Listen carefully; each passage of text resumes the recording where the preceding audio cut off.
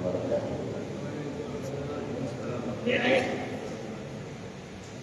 Bismillahirrahmanirrahim. Alhamdulillahirabbil alamin. Hamdan yuwafi ni'amahu wa yukafi'u mazidah wa sallam wa barik ala sayyidina wa nabiyyina wa habibina wa azimina wa rubbatil a'yunina wa nurina Muhammad al-fatih al-ma'ruf wa al-fatih wa sallallahu nasir al-haq wal hadi ila siratal mustaqim sallallahu alaihi wa ala alihi wa sahbihi wa qadrihi wa miqdarihi al-azim. Allahumma salli ala Muhammad nabiyina wa ala alihi wa sahbihi wa qadrihi wa ma amilna bil alim wa inna min halim wa akrimna bil taqwa wa jamilna bil afiyah wa qulna inna lillahi wa inna ilaihi raji'un. Alhamdulillah wa la ilaha illallah wallahu akbar wa la hawla wa la quwwata illa billahil aliyyil azim. Wa la kulli haqqin kutiba wa yuzam abada al-anbiya wa al-dahirin subhana wa ta'ala subhanaka la ilma lana illa ma 'allamtana innaka antal alimul hakim. Allahumma inna al-mulk barakatuhu wa ilayhi al-'amru kullu yaqdaru alim ittahana min al-kalim mubina yaqdaru alim wa al-amru kullu subhanahu wa ta'ala ba'da ma qala al-ilah al-aman min al-haqqi fi ta'lim lisan al-damiyah Syekh Muhammad Umar Nawawi Al-Banzani fi ta'lim bahri wasail salam masail al-qiyad radhiyallahu anhu wa ta'ala bina bi ulumi ma bidayani radhiyallahu ta'ala ajma'in. Wa yajib al-tawafi satr awrati wa tahaqqu min al-hadathi wa al-najasati wa an yakuna sab'a tawafat fi masjidi wal bayt an yasarihi wa ma kharij anhu. Wa yajib an yakuna sa'yu sab'an wa ba'da tawafi wa al-imla bis-safa wa yahtima bil-marwa wa wajibatul hajj. Allahu a'lam. Alhamdulillah. Puji syukur kita aturkan kehadirat Allah Subhanahu wa taala atas segala nikmat-Nya yang telah berlimpah ruah di setiap saat waktu detik nafas kita lahir dari kita bersama ini saat ini akan datang dari kita nikmati miliki tanpa terkecuali semua bagian daripada nikmat Tuhan kita Allah Subhanahu wa taala. Dan selamat kembali Allah Subhanahu wa taala kumpulkan kita saat ini semoga Allah hidayah darinya untuk setiap kita salah satu zaman daripada zaman surga Allah melaksanakan apa yang menjadi perintah Allah dan perintah Nabi Muhammad sallallahu alaihi wasallam, sedikit memahami apa yang telah disyariatkan oleh Nabi Muhammad terhadap kita umat sebagai kunci kesuksesan kebahagiaan kita dunia akhirat. Kita berharap santunan puji syukur ini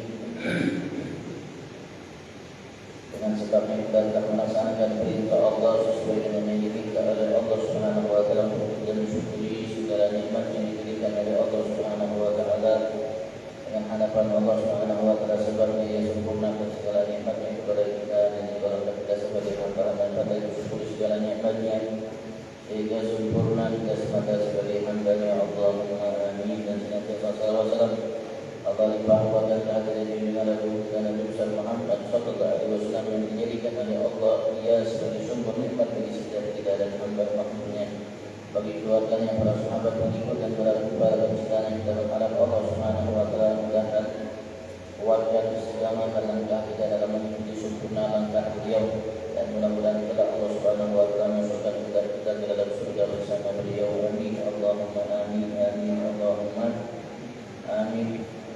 Minggu yang lalu telah kita menyelesaikan mengenai masalah apa yang berkaitan dengan rukun haji yang ada 5.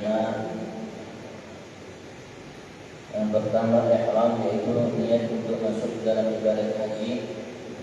Dalam haji yang disunnahkan untuk mengucapkan dengan lisan bersama itu nawaitul hajja wa ahramtu bihi lillahi ta'ala. Kalau dia hanya menggunakan ibadat haji, niatnya saya niat haji dan aku ihram masuk di dalamnya karena Allah Subhanahu wa taala. Kalau ibadat umrah nawaitul umrah wa ahramtu biha lillahi ta'ala, lalu haji dan umrah bareng niatnya nawaitul hajja wal umrah wa ahramtu bihima lillahi ta'ala. Dan beliau menegaskan bahwasanya tidak sah ihram yang kita masuk atau niat dalam melaksanakan ibadat haji kecuali di bulan-bulan haji, yaitu dimulai dari bulan Syawal, bulan Dzulqa'dah dan 10 hari pertama dari bulan Dzulhijjah, dan waktu terakhir terbitnya fajar di malam 10 atau malam Lebaran. Yang kedua wukuf di Arafah, yang ketiga tawaful ifadah, yang keempat sa'i, dan yang kelima halal al-taksir, mencukur habis atau memotong sebagian rambut. Ini rukun haji yang harus dilaksanakan bagi setiap orang yang menunaikan ibadah haji dan hajinya belum dinyatakan selesai sebelum dia melaksanakannya. Kalau ia tidak melaksanakannya dan waktunya ada yang terbatas dan ada waktu yang tanpa batas. Yang terbatas adalah namanya ihram, niat untuk melaksanakannya. Hanya sah untuk kita niat melaksanakan ibadah haji di bulan Syawal, bulan Dzulqa'dah, dan 10 hari pertama dari bulan Dzulhijjah. Dan wukuf di Arafah. Wukuf di Arafah masuk waktunya di siang hari tanggal 9 bulan Dzulhijjah dan terakhir subuh hari tersebut malam 10 itu habis waktunya. Adapun tawaf ifadah, sa'i atau mencukur atau memotong sebagian rambut itu waktunya seumur hidup. Masuk waktu sa'i, masuk waktu tawaf ifadah di pertengahan malam 10, pertengahan malam yang kedua di malam 10 masuk waktu tawaf ifadah, dan sa'i waktunya masuk setelah melaksanakan tawaf baik ifadah dan lainnya, dan mencukur atau memotong sebagian rambut masuk waktunya di pertengahan malam, namanya di malam bulan, di malam 10 tersebut, dan tidak keluar waktunya seumur hidup tawaf, sa'i dan mencukur. Dan dia mengatakan rukun-rukun umrah adalah rukun-rukun haji kecuali wukuf di Arafah yang tidak merupakan bagian daripada rukun umrah. Itu yang pertama ihram, niat untuk melaksanakan ibadah umrah. Yang kedua tawaf, yang ketiga sa'i, yang keempat mencukur atau memotong sebagian rambut. Itu rukun umrah dan waktunya sepanjang tahun.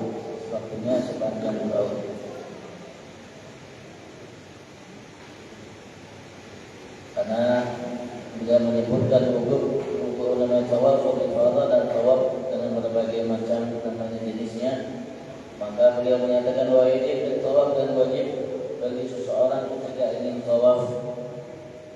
Karena Rasul sallallahu alaihi wasallam mengatakan tawaf itu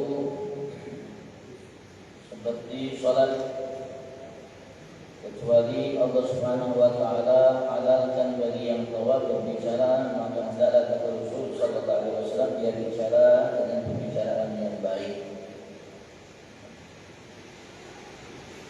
Dan dia merupakan bagian daripada rukun haji. Maka wajib bagi seseorang ketika ia ingin melaksanakan tawaf, karena Rasul sallallahu alaihi wasallam menyamakannya dengan salat, maka harus melaksanakan apa yang dilaksanakan oleh seseorang sebelum melaksanakan salat. Dia mengatakan wajib dan tawaf dan wajib bagi seseorang yang ingin tawaf satrul aurati, menutup auratnya. Dan bagi kaum laki, begitu juga bagi kaum perempuan, tapi aurat laki-laki dan aurat hamba sahaya perempuan di antara pusatnya dan lututnya, seperti auratnya di dalam salat. Dan auratnya kaum perempuan dan yang merdeka dan unta seorang yang bukan lagi perempuan secara syariat atau bahasa kita mungkin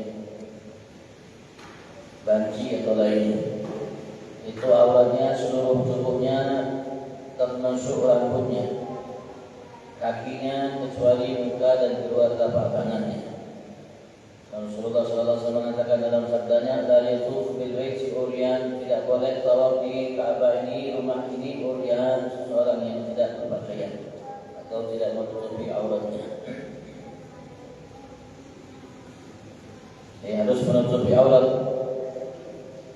Ketika seseorang berihram, maka ihramnya bagi menutupi pusatnya. dan menutupi lutut, menutupi juga lututnya, bawah lututnya, di atas pusatnya sedikit, dan di bawah lututnya. Wa tahara min al-hadatsain, dan syarat yang berikutnya dari syarat tawaf adalah harus suci baik bagi kaum laki dan kaum perempuan min al-hadatsain dari dua hadas, baik hadas kecil atau hadas besar.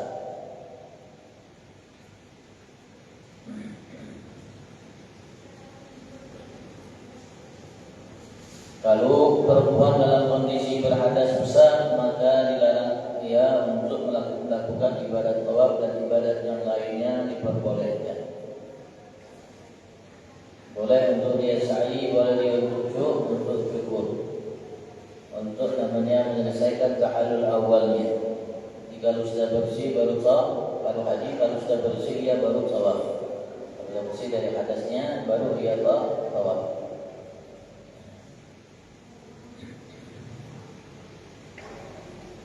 Hadas kecil itu cara mengangkatnya, menghilangkannya dengan cara berwudu, dan hadas besar cara mengangkatnya, menghilangkannya dengan mandi. Hadas itu adalah sesuatu yang maknawi yang mencegah seseorang boleh melaksanakan sholat dan lainnya. Wa anil najasah, dan hadas itu berkaitan dengan tubuh kita. Tubuh kita berhadas. Artinya ketika kita berhadas, artinya tubuh kita kotor secara ma'nawi, walaupun mungkin bersih tanpa ada kotor sedikit pun, yang kotor tersebut bisa dihilangkan kalau kecil dengan berwudu, kalau besar dengan cara mandi. Wa min alin najasah, dan juga harus bersih dari najis, baik di tubuhnya, begitu juga di pakaiannya, dan juga di tempat tawafnya. Lianna tawafa salatun kama sahabihi khabar, karena tawaf itu disamakan oleh Nabi Muhammad dengan salat sebagaimana riwayat yang sahih dari Nabi Muhammad sallallahu alaihi wasallam. Na'am yufa ayyam al-mawsim ghairiha amma yushbih ihtiras al-mufiddat fil matar min najasat al-tuyul wa ghairiha. Dia mengatakan ia dimaafkan di hari-hari musim haji dan selainnya, mungkin umrah, dari apa-apa, yaitu dia dari najis yang berat, untuk menghindari dari najis tersebut bil matar, di tempat tawaf, dari najis namanya burung dan selainnya. Illa yata'ammad al-mashyu 'alaiha, jika ia tidak sengaja untuk menginjaknya, dan najisnya tidak basah atau pakaian atau tubuh yang menyentuhnya, dimaafkan. Wa an yakuna sab'a tawafatin bil masjid, dan dilakukan tawaf itu 7 kali, 7 keliling. Yaqinan walau raqiban bighairi udhrin, secara yakin 7 kali harus. Maka kalau dia melakukan sudah 7 kali ke 6 kali, maka diambil yang paling kecil bilangannya, 6 kali ditambah sekali. Harus yakin. Hingga setelah yakin 7 kali, maka ia telah menyelesaikan tawafnya. Kalau masih ada keraguan 6 atau 7, maka ia wajib tambah sekali. Walaupun dia dalam kondisi raqiban, mengendarai sesuatu bighairi udhrin, tanpa ada udzur, sehat, afiat, tidak ada sakit dan lain sebagainya, tidak mau tawaf jalan lagi, tawafnya naik kendaraan boleh, tapi tetap harus 7 kali.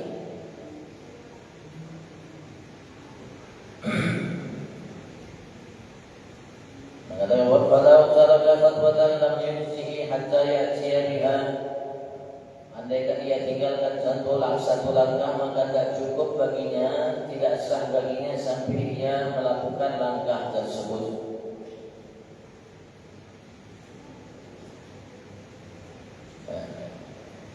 Wa amma syakkuhu ba'da al-faraq minhu fi adadihi aw syai' min syurutihi lam yu'thar, lam yu'adzib.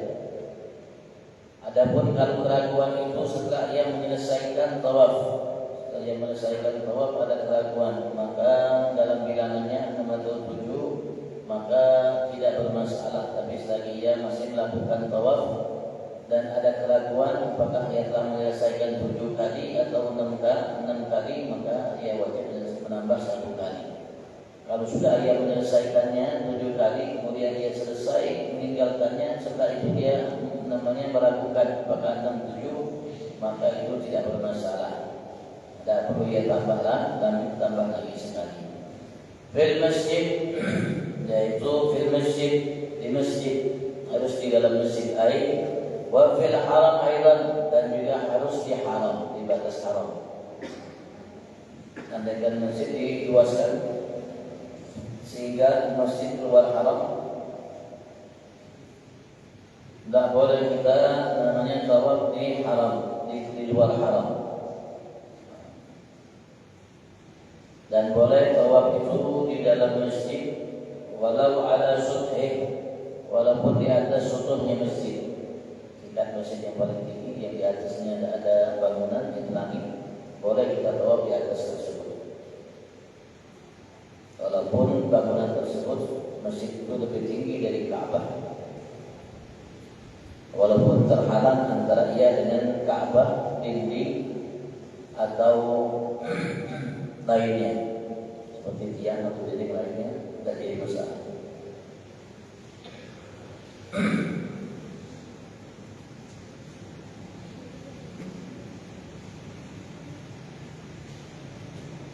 Fil masjid wal bait al-yasari, dan rumah atau Ka'bah ia dirikan di posisi sebelah kirinya. Masjid posisi sebelah kanannya. Wa huwa kharijun anhu, dan ia di luar Ka'bah. Tidak boleh di dalam Ka'bah. Tidak boleh menyentuh Ka'bah atau pakai sebagian dari pakaiannya dan lainnya. Dan juga tidak boleh melewati namanya syadzalwan. Katanya begitu. Tidak boleh namanya tawafnya di sini. Masuk di situ, harus di luar. Sekali lagi, selama tawaf harus Ka'bah di sebelah kirinya, masjid sebelah kanannya, dan ia berjalan namanya maju itu. Tak boleh namanya menghadap Ka'bah, atau tak boleh jalannya juga mundur atau berbalik, tak boleh. Harus berdiri seperti Ka'bah dan tujukan.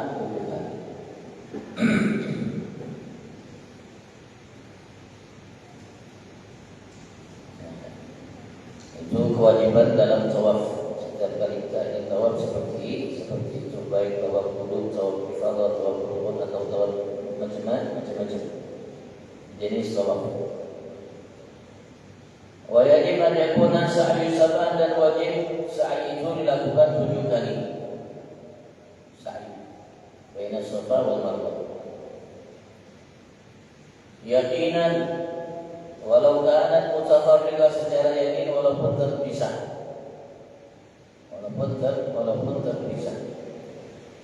Dan tidak syaratnya dalam kondisi bersuci dan bersih dari hadas. Walaupun dalam kondisi berhadas, bersih tidak bersih dari najis, boleh melaksanakan tawaf, boleh melaksanakan sa'i, berbeda dengan tawaf. Jadi kalau perempuan berhalangan yang setelah melaksanakan ihram wukuf, maka dia jangan tawaf. Kalau mau sa'i silakan sa'i cukup. Nanti kalau sudah bersih baru melaksanakan tawaf rukunnya untuk menyelesaikan atau melakukan tahallul tsani yang kedua.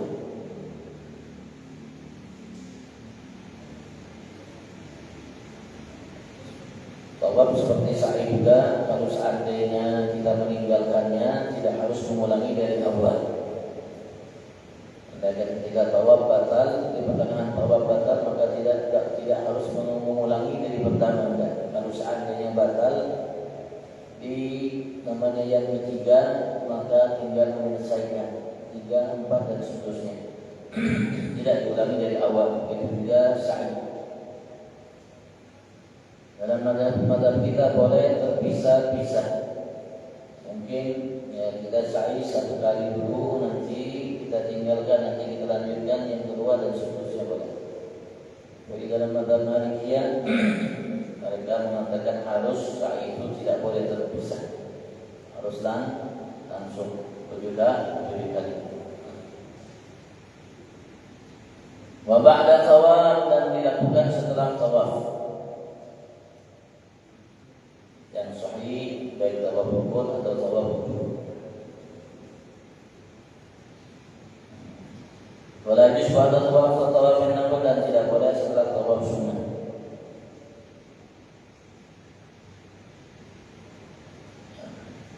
Wa an yabda' bis Safa wa yakhtim bil Marwa, dan syaratnya yang mulai dengan Safa, bukit Safa, wa yakhtim bil Marwa, dan ditutup dengan Marwah, gunung Marwah.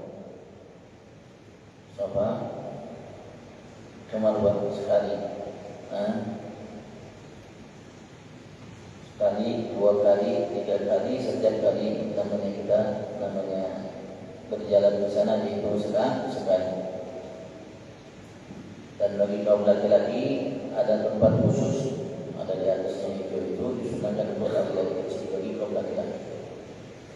Tidak sampai di pertengahan antara Safa Marwah itu, biasanya ada tandanya disunahkan bagi laki-laki untuk laki-laki kecil, sunnah bagi kaum laki-laki.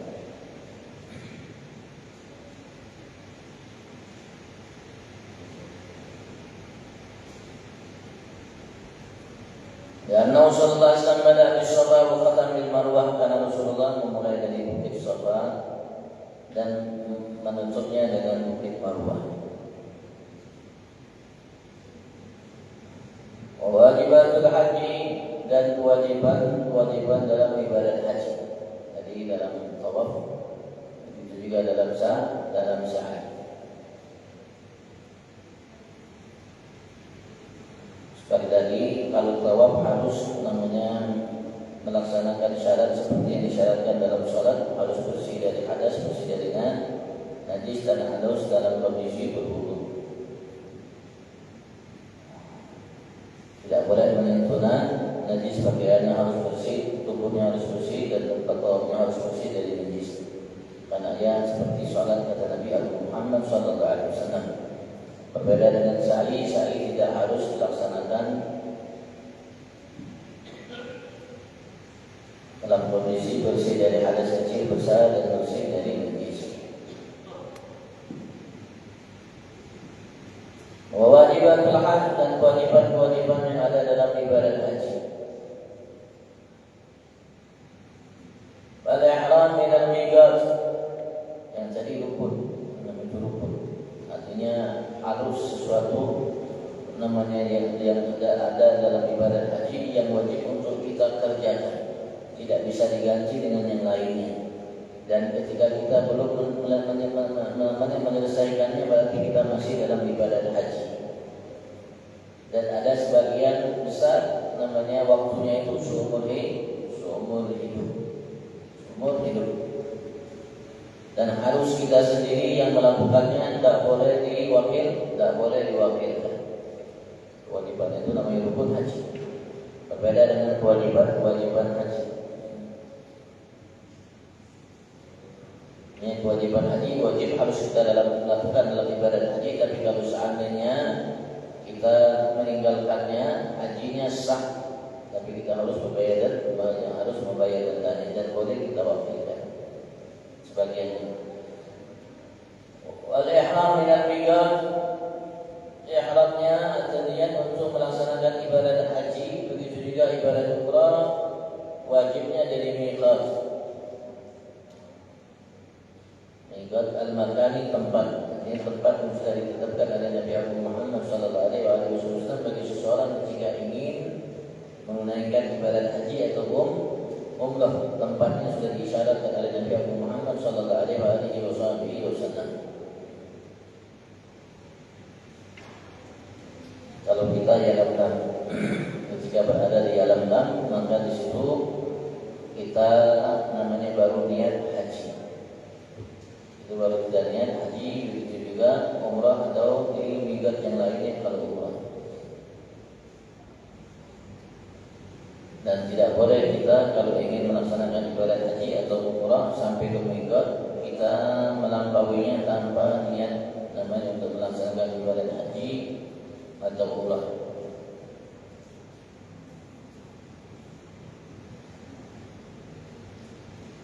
Jika berada di miqat biasanya ada di masjid itu kita sudah siap, kita sudah mandi, biasanya sudah mandi, sudah kita berwudu, masuk ke masjid, kita salat 2 rakaat ihram, baru kita namanya niat untuk haji atau umrah. Dan niatnya termasuk rukun. Niat untuk melaksanakannya termasuk rukun, tapi niatnya di tempat namanya alam itu wajib. Tempat di situ wajib. Wal mabit Muzdalifah wa Muzdalifah lailatan nahar, dan wajib kita untuk mabit menginap di Muzdalifah lailatan nahar, malam namanya lebaran. Malam lebaran harus kita berada di Muzdalifah. Wa adal wukuf di Arafah, setelah kita wukuf di Arafah. Wa yahsul bil ahdar min an-nisfi tsani lailatan nahar, dan bisa didapatkan walaupun sebentar dari pertengahan malam kedua, malam lebaran, walau bil murur, walaupun hanya sekedar kita melewatinya, melintasinya.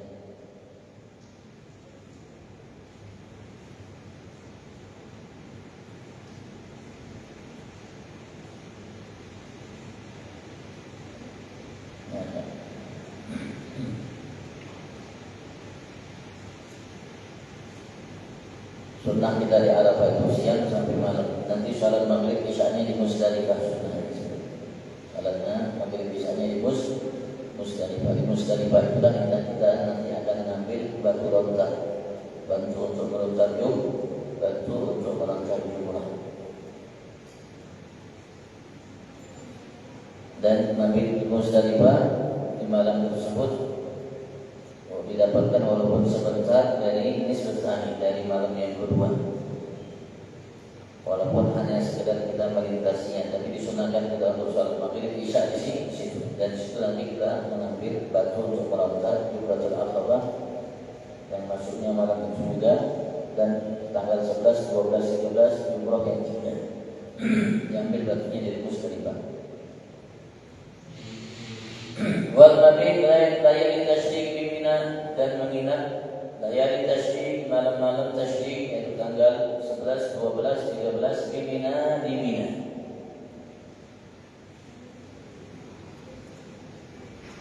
Paling minimnya kita 2 malam menginap di Mina, paling banyaknya 3 malam.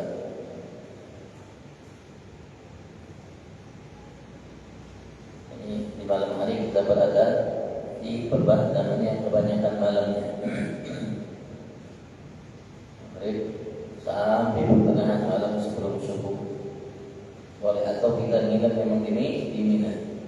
Tapi kalau kita tidak nginep di Mina, kita harus berada di kebanyakan malam itu di Mina. Berbeda dengan mabit di Muzdalifah. Dan mabit di Muzdalifah walaupun sebentar, walaupun hanya sekedar lewat. Tapi kalau di Mina tidak bisa sebentar, harus kebanyakan malam itu dia berada di Mina, walaupun dia tidak menginap di Mina. Tapi biasanya secara umum kebanyakan menginap di Mina.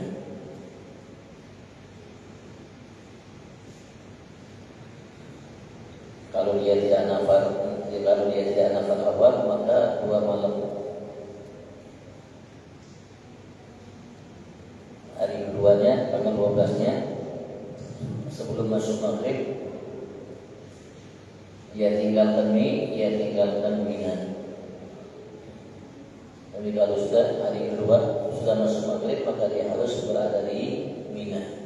Kalau sudah masuk, dan harus menginap di Mina.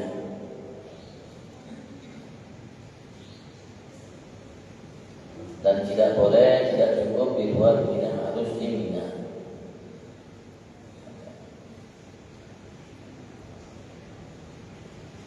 Warramyu, dan ramai melempar.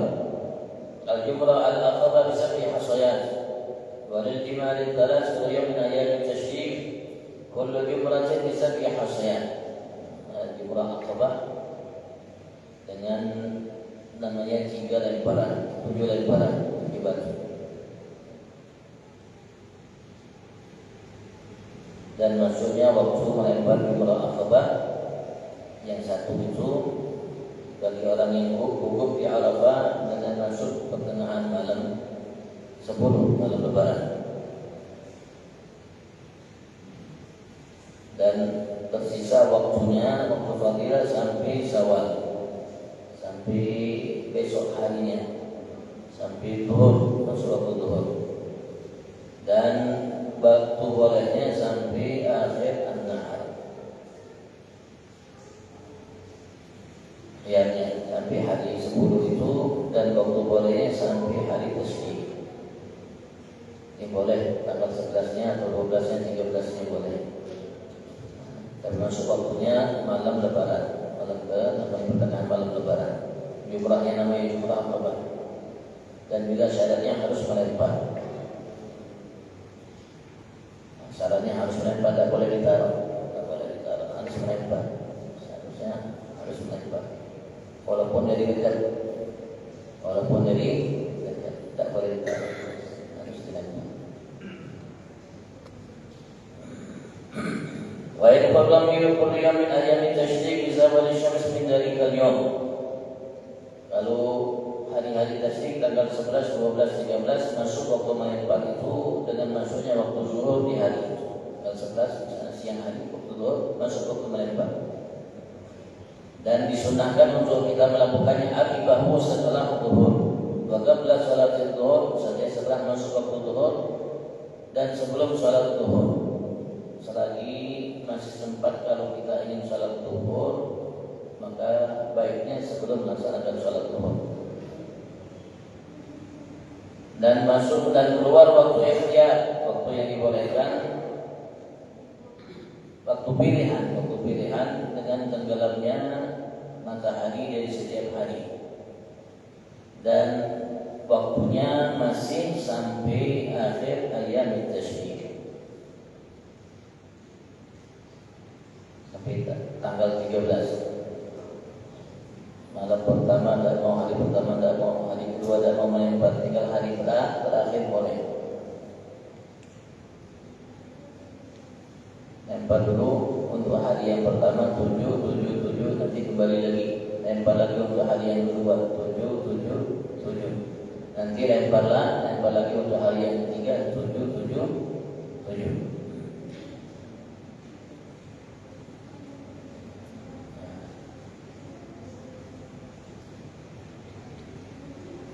Andaikan kita tidak sempat untuk melempar hari ini, boleh kita melempar besoknya, walaupun sebelum datang waktu zuhur. Lempar besoknya. Harusnya hari ini melempar, kita tidak sempat melempar sampai datang besok hari. Sebelum zuhur boleh kita melempar untuk hari kemarin. Wa tawaful wada dan tawaful wada. Jika arada al-khuruj min Makkah, jika ia ingin keluar dari kota Makkah, baik ia dalam kondisi melakukan ibadat haji atau tidak dalam melakukan ibadat haji, baik orang yang datang atau penduduk Makkah, musafir untuk kebutuhannya atau untuk hajatnya kemudian kembali, baik pun perjalanannya pendek atau perjalanannya panjang. Barang siapa meninggalkan tawaf wada, maka wajib mengeluarkan dah. Dan barang siapa keluar tanpa wada dan kembali sebelum masafat al-ghasar, masafat kembali sebelum sampai masafat al-ghasar, sebelum 81 kilo tidak kembali dan melaksanakan tawaf wada, maka tidak wajib membayar dah.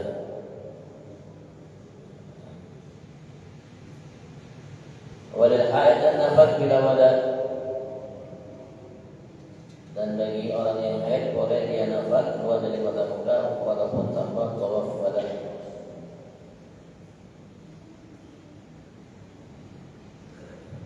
Dan andaikan dia suci sebelum namanya melampaui batas kota Mekah, maka harus dia kembali dan melakukan tawaf. Atau setelah keluar dari batas kota Mekah, maka tidak wajib untuk kembali untuk tawaf. Jadi mengatakan tawaful wada laisa minan manasik tawaf wada itu tidak termasuk daripada manasik. Manasik umrah. Karena dia tidak namanya yang dilakukan bukan hanya orang yang haji dan umrah. Walaupun penghuni kota Mekah, penduduk kota Mekah sendiri, walaupun dia tidak dalam kondisi haji dan umrah, kalau dia ingin keluar dari kota Mekah, disunahkan tawaf wada. Tawaf untuk namanya meninggalkan kota Mekah, untuk namanya memenuhi kebutuhannya. Kemudian dia kembali untuk tinggal kota Mekah. Walaupun khilaf antara ulama mengenai tawaf wada. Kalau di sini mengatakan wajib. Kalau ditinggalkan harus kita membayarkan, karena ia bukan bagian daripada manasik itu sendiri. Namanya kegiatan yang berkaitan dengan haji dan umrah, ada di antara ulama yang mengatakan hukumnya sunnah. Artinya kalau ditinggalkan tidak berdosa dan tidak harus bayarkan. Kalau yang mengatakan hukumnya wajib, maka termasuk kewajiban, maka kalau ditinggalkan wajib membayarkan. Wa sunanul haji wa amma sunanul haji fa kullu ma yashghalkan wal wajibat. Adapun sunnah haji, maka setiap yang tidak termasuk bagian daripada rukun dan wajib itu sunnah. Wallahu a'lam. Insyaallah kita sedikit membahas mengenai masalah secara singkat bagaimana tatkala kita dalam melaksanakan ibadah haji.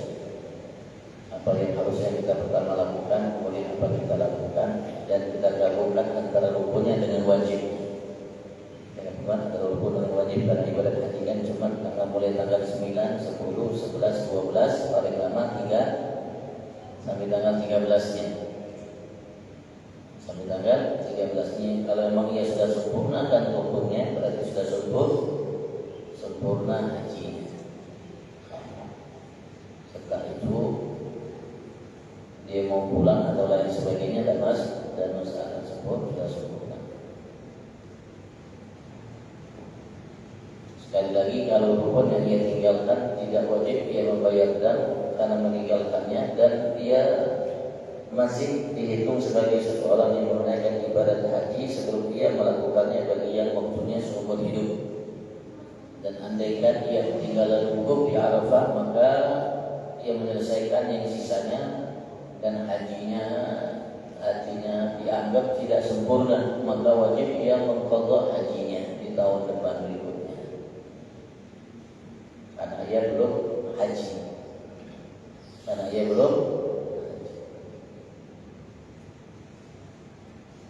Insyaallah kita masih di bulan Rajab, bulan istighfar, bulan kita membenahi diri,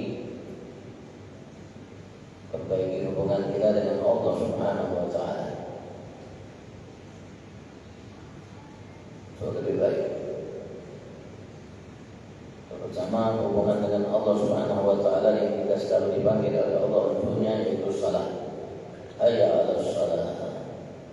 Sengaja kita dipanggil secara khusus untuk melakukan salat, yang mana di situ ada silah bainal 'abd wa rabbil, ada hubungan antara seorang hamba dan Tuhannya Allah Subhanahu wa taala. Dinamakan salat karena silah bainal 'abd wa rabbil. Namakan salat karena ia adalah silah, hubungan. Bahasa kita silaturahmi, ikatan hubungan kita antara seseorang hamba dengan Tuhannya Allah Subhanahu wa taala. Ya, kita perbaiki hubungan kita dengan Allah terutama melalui salat. Karena salat sarana Allah mengatakan wa aqimis salat dan dzikri, tidak karena tunaikan salat karena untuk mengingatku.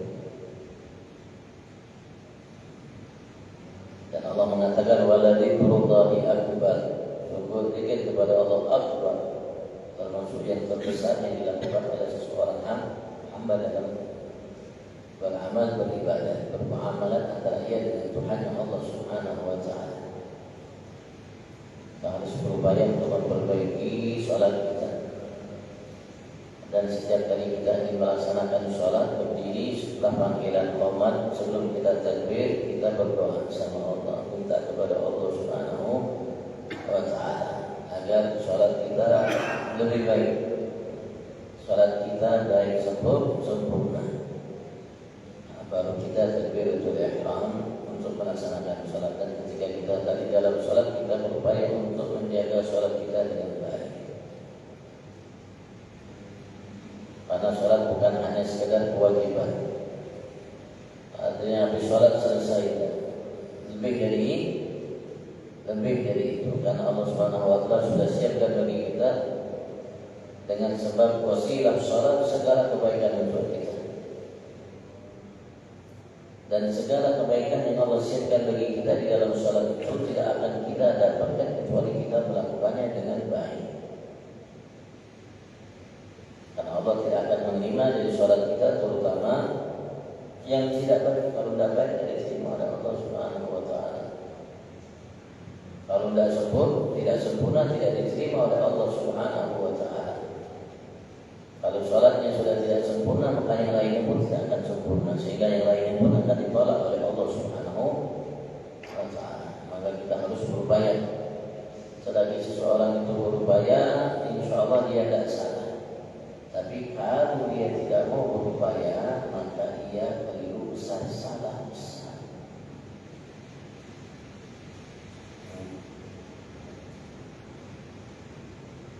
Jangan sampai kita kalau urusan yang kecil, yang hina, urusan harta, urusan jabatan, kita berupaya dan tidak beralasan ambisi untuk mendapatkannya. Bahkan kita menjadikan namanya kegagalan atau hambatan yang kita temui di jalan sebagai awal kesuksesan. Tapi ketika sholat tidak ada keinginan sama sekali, tidak ada motivasi sama sekali untuk dirinya untuk menjalankan sholatnya lebih baik.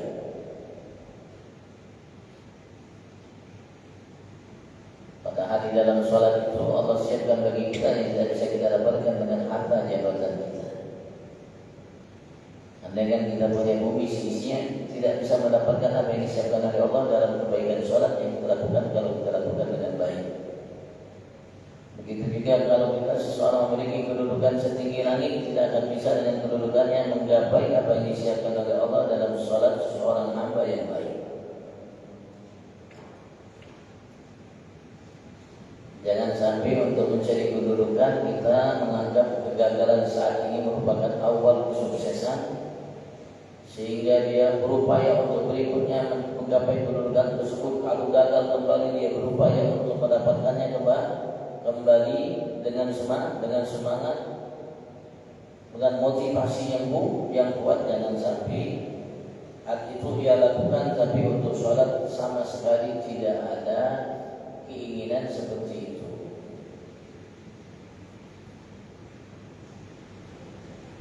Sehingga habis umurnya, waktunya, kesempatannya sia-sia.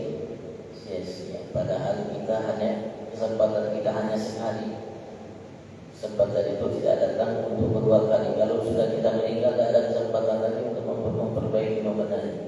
Tinggal kita mendapatkan balasan yang disiapkan oleh Allah Subhanahu wa Ta'ala bagi kita. Tapi untuk kembali membenahi, ya tidak sempat lagi. Jangan sampai hal itu terjadi bagi kita. Jangan sampai kita menyesal di waktu tidak bermanfaat penyesalan itu. Dan padahal Allah sudah berikan kesempatan.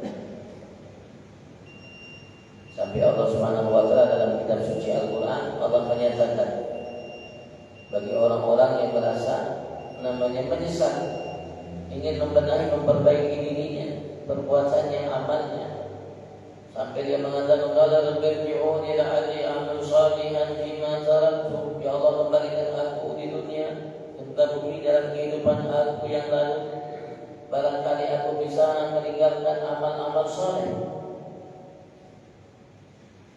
Allah mengatakan kalau tidak bisa, karena tidak ada orang yang mati itu hidup kembali.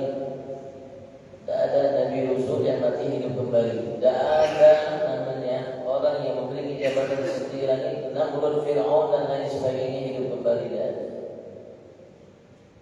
kembali nanti ketika dihidupkan oleh Allah Subhanahu wa taala kembali untuk mendapatkan hasil dari perbuatan kita.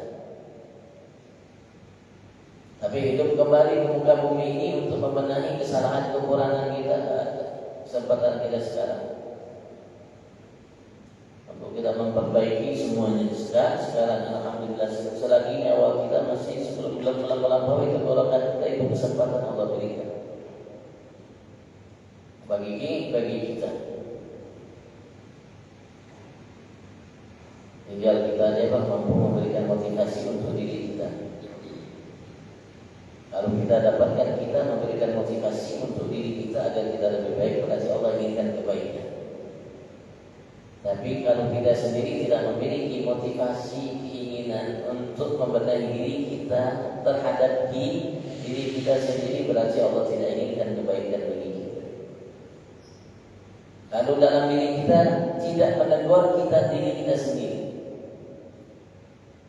untuk menjadi lebih baik membenahi kekurangannya, berarti Allah tidak inginkan kebaikan bagi kita. Allah biarkan kita berarti. Allah mengatakan nasullaha fa'ansahum anfusahum. Mereka melupakan Allah Subhanahu wa taala, maka Allah lupakan diri mereka. Allah tidak peduli sama mereka. Kenapa tidak peduli sama mereka? Ya karena mereka telah melupakan Allah Subhanahu wa taala. Melupakan untuk berbekal, memperbaiki, membenahi kekurangannya, kesalahannya, kealfaan yang dimiliki olehnya. Padahal Allah Subhanahu wa taala sudah memberikan peringatan, banyak yang kasih tahu, banyak yang mengingatkan. Allah sudah berikan peringatan dengan umur kita, dengan kekurangan kita yang kita miliki, yang tadi jaga jalan lurus sekarang sudah tidak lurus lagi jalannya, yang tadi rambutnya hitam sekarang sudah ada gigi hitam, yang dari matanya Masya Allah baik aja sekarang sudah kurang dan lain sebagainya. Itu semua peringatan dari Allah Subhanahu wa taala untuk kita. Tapi kalau seandainya dengan semua itu kita sama sekali tidak mau, berarti kita telah melupakan Allah dan Allah telah melupakan kita. Allah mengatakan sekali lagi nasullaha fa'ansahum anfusahum. Bukan kesalahan Allah Subhanahu wa taala. Mengatakan fadzakir in nafa'ati dzikra. Ingatkan dirimu. Kalau engkau memiliki keluarga, ingatkan keluarga. InsyaAllah peringatan itu akan bermanfaat selagi seseorang beriman kepada Allah Subhanahu wa taala, insyaallah. Kalau tidak sekarang baik, kalau tidak sekarang besok. Tapi kalau tidak, berarti salah kita, kekurangan yang kita miliki, karena kita tidak memiliki semangat untuk menjadi orang baik dan memperbaiki kesalahan kekurangan kita. Sekali lagi, jangan sampai untuk urusan agama seperti itu dia tidak memiliki motivasi, semangat, dorongan untuk dirinya, mengingatkan dirinya. Tapi kalau urusan dunia, urusan namanya jabatan, urusan harta, Masya Allah, tidak bisa beralasan 1000 dengan 1000 alasan, tidak bisa, harus kerja, tanpa kerja tidak bisa mendapatkan harta, tidak bisa mendapatkan jabatan tanpa upaya usaha, dan tidak cukup sehari 2 hari, tidak cukup, harus kerja keras setiap hari, dan banyak sekali motivasi yang dia miliki. Tapi untuk urusan kebaikan, urusan hubungan dia dengan Allah Subhanahu wa taala, dipanggil oleh Allah, hayya 'alas shalah, dipanggil oleh Allah kembali kepada Allah Subhanahu wa taala. Salat hayya 'alal falah, kembali untuk mendapatkan segala kesuksesan yang terhantar dalam benak pikiranmu dan yang tidak terhantar dalam benak pikiranmu. Hayya 'alas shalah, ayo aku akan siapkan bagimu kepada Allah Subhanahu wa taala. Allahu a'lam. Kalau yang saya akan berdoa.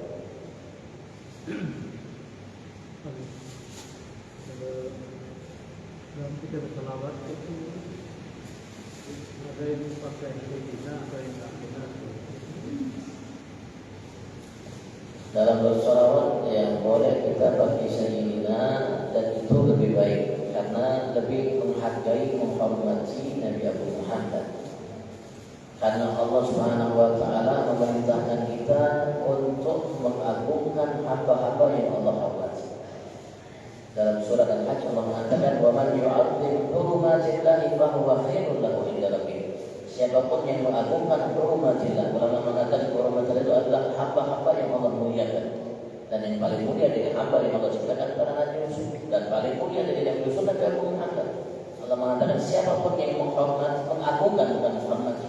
Wa man yu'azzim, siapapun mengagungkan hurumatillah, hamba-hamba yang dihormati, dihargai, dimuliakan oleh Allah, fahuwa khairun lahu inda rabbih, maka ia mengagungkan orang-orang hamba-hamba yang dihormati oleh Allah, khairun lahu, lebih baik baginya inda rabbih, di sisi Tuhannya.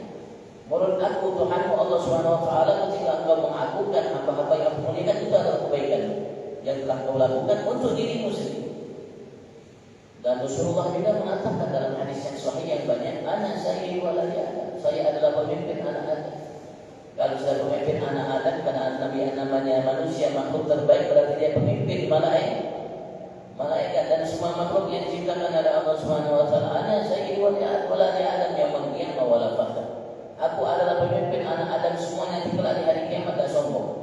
Adam wa man dunahu tahta liwa yaumil qiyamah. Adam dan orang-orang yang setelahnya, hamba-hamba Allah manusia dan jin, akan berada di bawah namanya, di bawah bendera kata Rasulullah, tak sombong. Seperti kita bang, kalau ada orang panggil bapak, karena Pak Haji pulang di sana, itu menghormati dan kita merasa dihargai. Kalau namanya langsung kita mintakan kepada Prabowo Subianto untuk memberikan sambutannya, kira-kira sopan tak? Tidak sopan. Itu manusia yang biasa, apalagi seorang Nabi Rasul. Dan Allah menyatakan bagaimana Nabi Allah Isa, begitu dia Nabi Allah Yahya mengatakan wa sayyidan wa hasuran wa nabiyyan minas. Kalau Allah ungkap namanya Nabi Allah Yahya mengatakan kalimat sayyid atau adalah sebagai sayyid. Dalam kitab suci Al-Quran ada kalimat itu bagaimana untuk memimpin Nabi Allah Yahya, Nabi Isa dan lain sebagainya. Pantas untuk diberikan kalimat sayyid. Dan tidak ada manusia makhluk yang paling layak untuk diberikan gelar sayyid kecuali Nabi Muhammad. Sayyid itu sebagai julukan atau titel atau pemberian atau penghargaan yang diberikan kepada seseorang yang memimpin kaumnya. Tidak harus Nabi besar Muhammad, atau mungkin yang memiliki seorang budak saja, tuan, terutama yang memimpin kaumnya. Man sada fi qaumi, seorang yang memimpin kaumnya. Selama pemimpin itu bisa dipanggil sayyid, Apalagi Nabi Muhammad bukan hanya memimpin kaumnya, manusia kita memimpin para nabi rasul dan semua makhluk yang diciptakan oleh Allah Subhanahu wa taala. Makanya Imam Busiri beliau mengatakan dalam qasidah Burdah, da'mat da'man nasara fi nabiyhi waqtu bima syita man halfihi wahtaqimi ansur ila dhatihi ma syita min syarafin wa ansur ila dhatihi ma syita min irami fa inna fadla Rasulillah laysa lahu haddun fa yuhibbu al-munajim bifani. Seorang ulama besar, seorang yang mengerti, seorang yang memahami Al-Quran dan Sunnah Nabi Abu Muhammad, seorang yang pandai menghargai orang yang perlu dihargai. Karena tidak tahu orang memiliki kemuliaan kecuali orang itu memiliki kemuliaan. Kalau orang yang memiliki kemuliaan, dia pandai memuliakan orang yang pantas untuk dimuliakan. Berarti orang ini orang mulia. Kenapa? Karena dia pandai untuk memberikan menghargai seorang yang harusnya pantasnya dihargai. Dia mengatakan, engkau tinggalkan apa yang diucapkan oleh umat Nasrani terhadap Nabi mereka. Dan setelah itu pujilah Nabi Muhammad terserah yang kau inginkan. Fansub ila dzati ma syi'ta min syarafin, nisbahkanlah, ungkapkanlah terhadap zatnya Nabi Muhammad, fisiknya Nabi Muhammad, matanya dan sebagainya. Ma syi'ta min syarafin, apa yang kau inginkan dari kemuliaan apapun kemuliaan itu. Wansub ila dzati ma syi'ta min irami, dan nisbahkanlah, ungkapkanlah kepada kedudukan, kemuliaan yang dimiliki oleh Nabi Muhammad apa yang kau inginkan dari segala keagungan apapun, silahkan. Ketahuilah, fa inna fadla Rasulillah laysa lahu haddun. Ketahuilah sesungguhnya kemuliaan yang Allah berikan kepada Rasulullah Muhammad laysa lahu haddun, tidak memiliki batas. Fa yuhibbu al-munajim bifami, sehingga bisa diungkapkan dengan kalimat-kalimat lisan. Apa yang tidak boleh?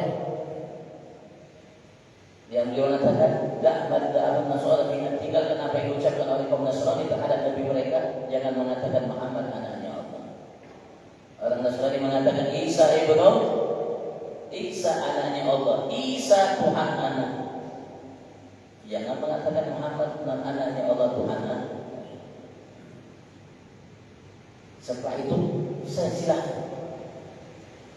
Lalu dalam Maulid Habsyi, Al-Habsyi mengatakan wa ala tafannuni wasifihi biwasfihi yatna zaman wa fihi ma lam yusafi fama ajalla qadruhu al-'azim wa awsa'a fadlahu al-'alim.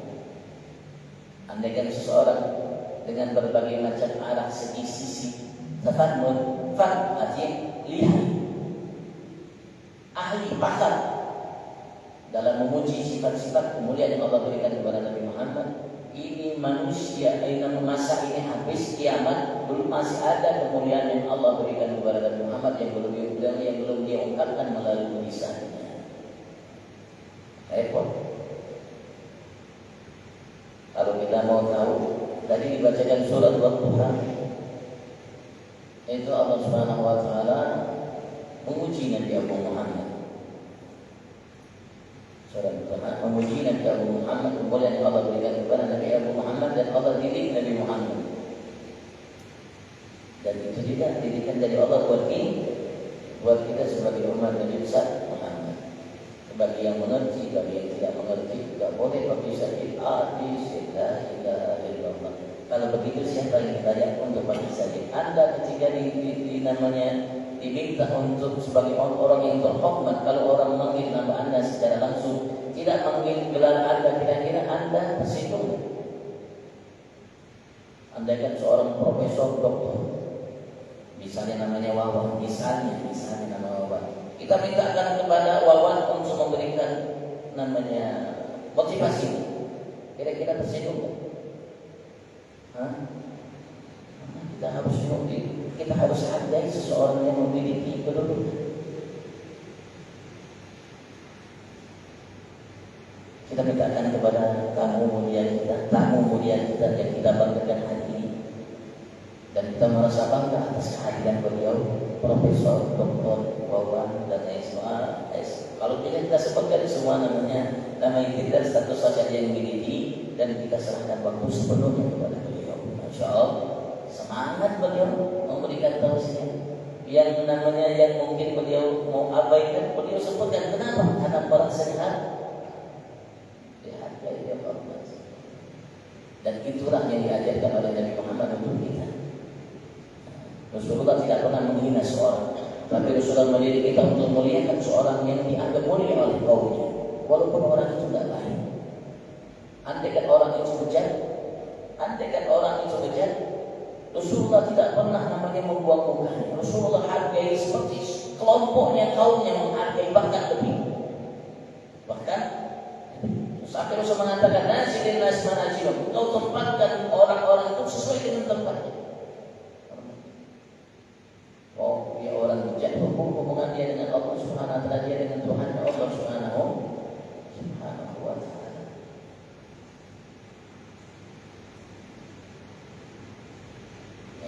Hal yang seperti itu terjadi karena kurang wawasan, kurang baca Al-Quran dan memahami dengan baik.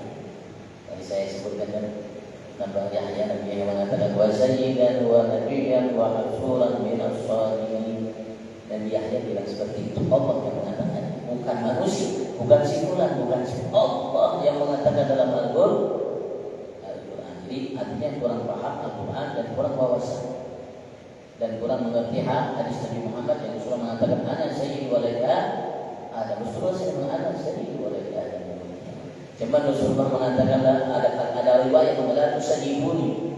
Kalimat itu la tusadibuni, itu ya tidak mungkin Rasulullah minta nanti makin saja tidak mungkin. Kalau kita minta agar orang memanggil kita dengan panggilan yang kita merasa dihargai, kan tidak mungkin. Rasulullah orang yang tawadhu, rendah hati. Rasulullah tidak mau dibedakan dengan sahabat.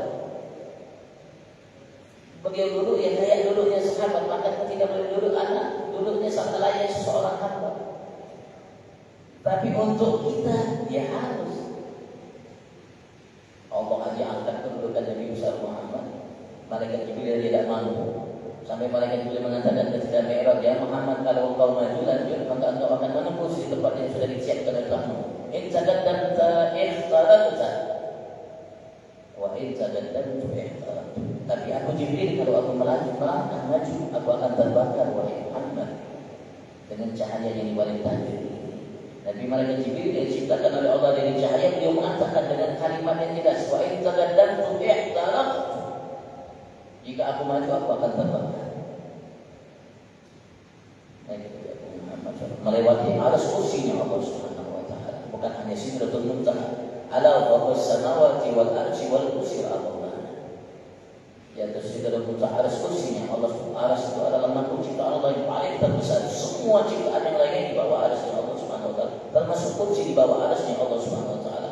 Aras jauh lebih besar dari kursi itu. Langit, bumi, 7 lapis langit, bumi itu selainnya. Kalau dibandingkan dengan besarnya kursi Allah Subhanahu wa taala, seperti 7 keping uang dilempar di namanya padang pasir yang luas. Itu bumi, itu langit pertama, kedua dan selainnya. Jika dibandingkan arasnya Allah, dibandingkan kursinya Allah Subhanahu wa taala.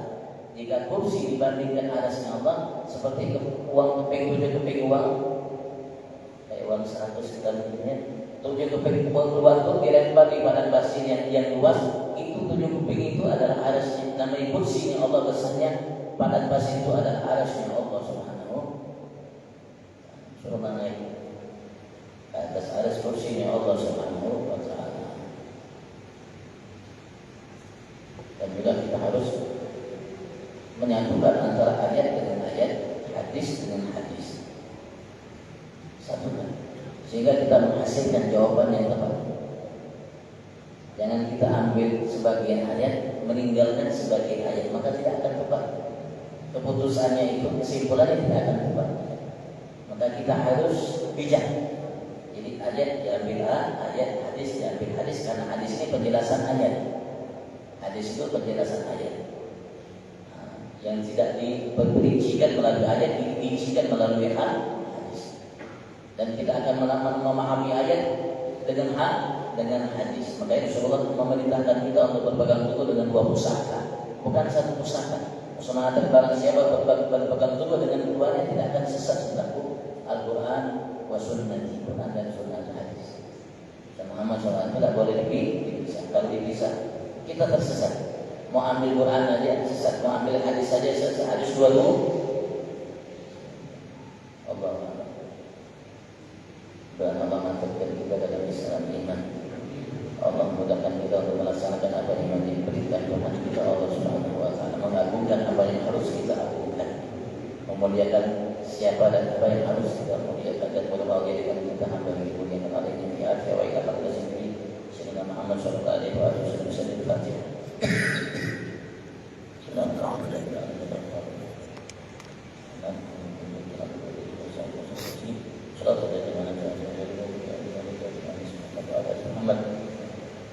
ولا تنبغينا بنا من جميع الأهوال ولا تتبقينا من جميع الحاجات طهرنا بنا من كل شيء خلقنا بها وتبلغنا بها أقصى الغايات وتبلغنا بها أقصى الغايات وتبلغنا بها أقصى الغايات من الخيرات عليك وبعد الممات صلى الله عليه الهدى واجعلنا ممن يسارع في رضاك ولا تهدنا وليا سواك ولا تجعلنا خلف أمرك علينا في بيت الرجب شعبا بلغنا وإياكم نسيما رمضان وأعنا في على صيام والقيام والتلاوة بالخاتم بما صلينا فيه إلى القدر وعظمنا فيه من الأجر يا رب العالمين صلى الله عليه وسلم